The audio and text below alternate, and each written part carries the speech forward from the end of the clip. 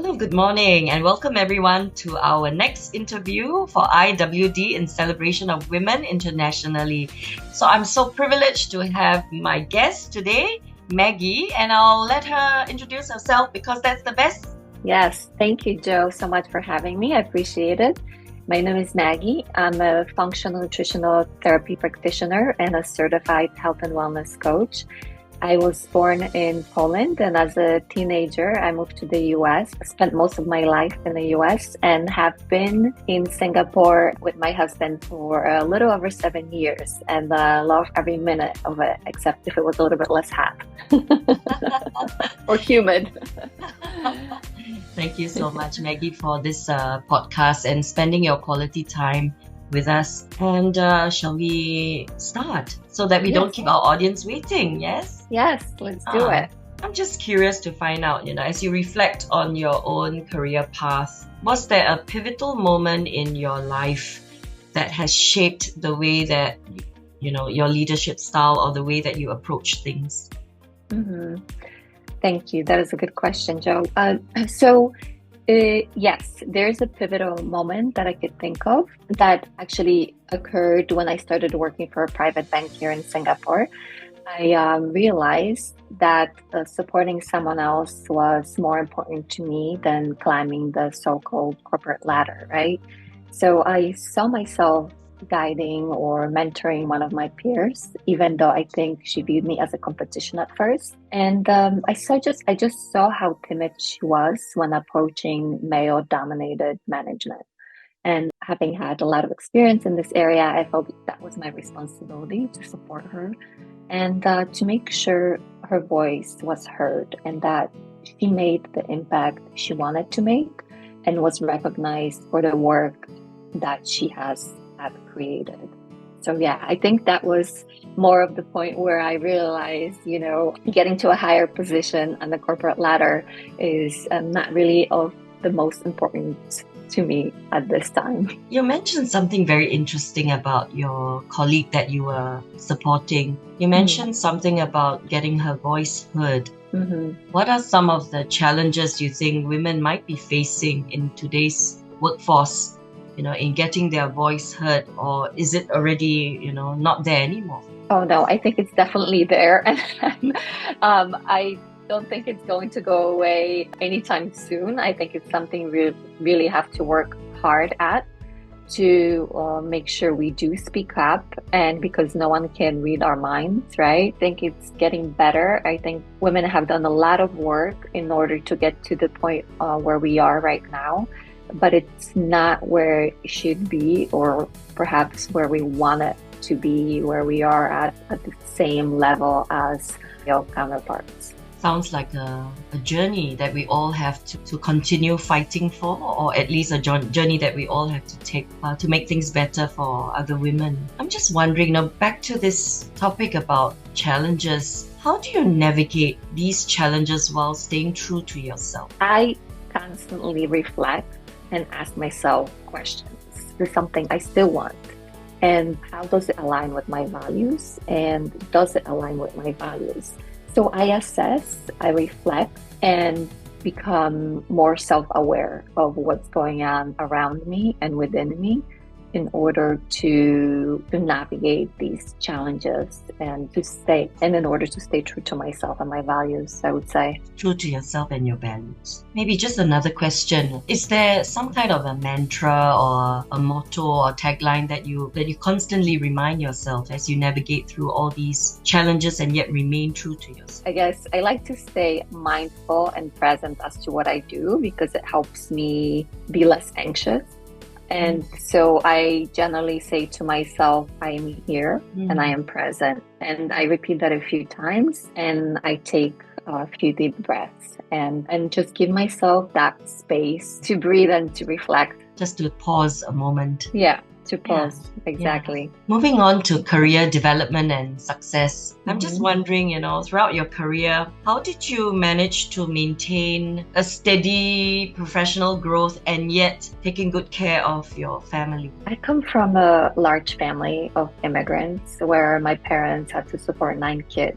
So I make spending time with my family a priority, and that's because I've missed out on that growing up. And you mentioned, aging parents, which really strikes a chord with me right now, being that my parents live in Poland. And so after spending time in the US, they retired, they moved back to Poland. And it's one of those, as they age now and their health isn't as great, I have to really, I put that in front of me. And I just know that we have a limited amount of time together. So it's something that I make sure to visit them more often than I've had previously. And even before back in the States, visiting my parents when I lived in New York City, when I worked there, I would make sure to take the train and spend the weekend with them and help them out where they needed help, because they didn't speak the language, right? So there was that extra challenge there for them. And I think knowing how hard they have worked for where we are right now in our lives, their kids, it's that appreciation, just keeping that in the back of my mind as I go through my work and life, to make sure that I appreciate what they have done, and that I create that family time for my family right now. I noticed you used the word create family time. It sounds like creating family time is something that we can control. All very important words. I think we create our own lives, right? And we have the power and control over our lives most of the time.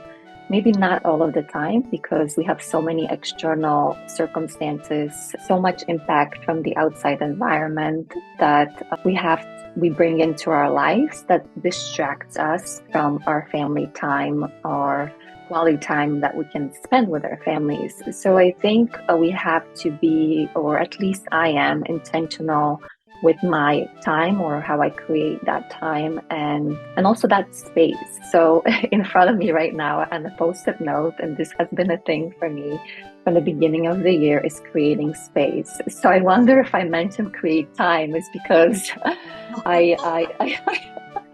it's sort of in the, not only in, like, it's in the back of my head, Yes. constantly. I think I want to create, that creating space. It seems so simple, but I think creating space in everywhere in my life where I want that space to be created. And whether that's spending time with my family, taking care of my health, working on my business, these things we have to sort of prioritize. Otherwise, how that goes. Thank you, Maggie, for sharing that, because as I was listening to your sharing, it really inspired me, because very often I think our viewers, we may think that, we are so busy, we can't control things are out of hand. But I mean, if we take 2 steps back, there are many things that we can actually create. And now that you've shared this concept of creating space in many things, whether creating space for spending time with your family and so on, it just helps our viewers understand that we can actually take some control back in the things that we are doing. Yeah, absolutely. And also, I'm just wondering, were there any barriers that, were related to maybe diversity or inclusiveness in your career? Yes, of course. And I feel like the answer probably would be a lot yes for everyone. I don't want to speak for everyone, but I think it's just yes. And having worked in banking, insurance, IT, and which, as we know, are all male-dominated industries, I had to make sure to come out of my shell and speak up in meetings, right? And contribute as much as I can. And I remember one instance when I worked for this small communications company. And at the time, it was my summer job, and I was a receptionist. And I walk into the office of the CEO, and I pick up the phone. The phone is ringing. That's my job. I pick up the phone, and very quietly I answer the phone. Ellen says to me after I hang up, she says, "Maggie, if you don't speak up, no one will hear you.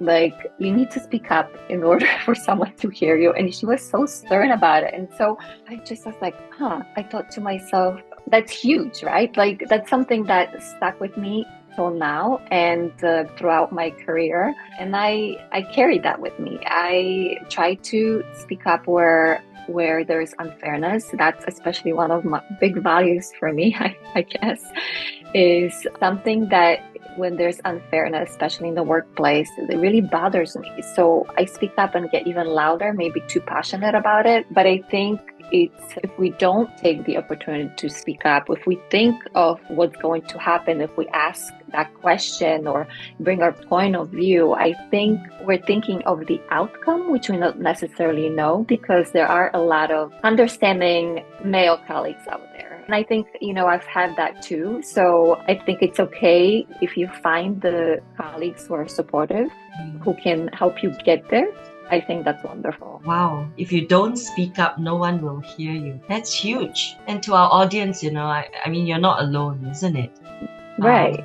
What are your thoughts about, women being in the workforce, and what do you think is the impact that women in general, what can we do? What can we contribute in the workforce? I mean, we have already been contributing a lot in the workforce. And I think as long as we continue our efforts and make our efforts genuine or stand for truly for who we are, we're intelligent human beings. And we have so much, I think, emotional intelligence and empathy that we can fill that space where it's missing, especially in the huge complex corporations. We can mentor other female leaders and men, and also look at the world as a whole and be more mindful as to the social impact that we make. And I would say that also extends to our environment.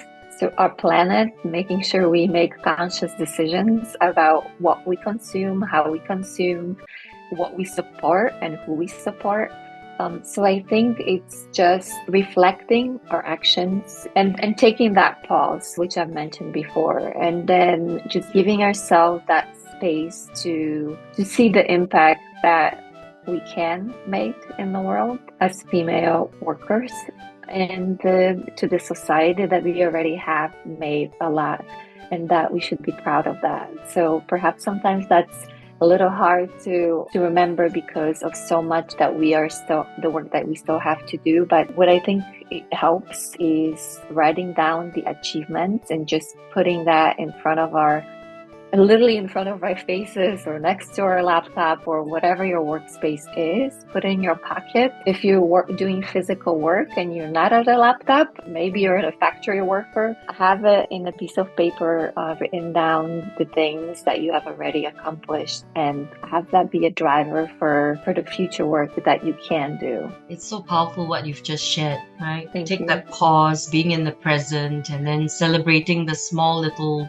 achievements, and even putting it into our pockets. Simple things of affirmation and over our achievements, right? And then that helps to drive us. And it's so important now to be driven, right? Especially when there's so many things coming on as women. We hold so many responsibilities and wear so many hats. And yet we're expected to do so much more after that. Yeah. That's right. And our day is never over, right? Like our work is never finished. I know, right?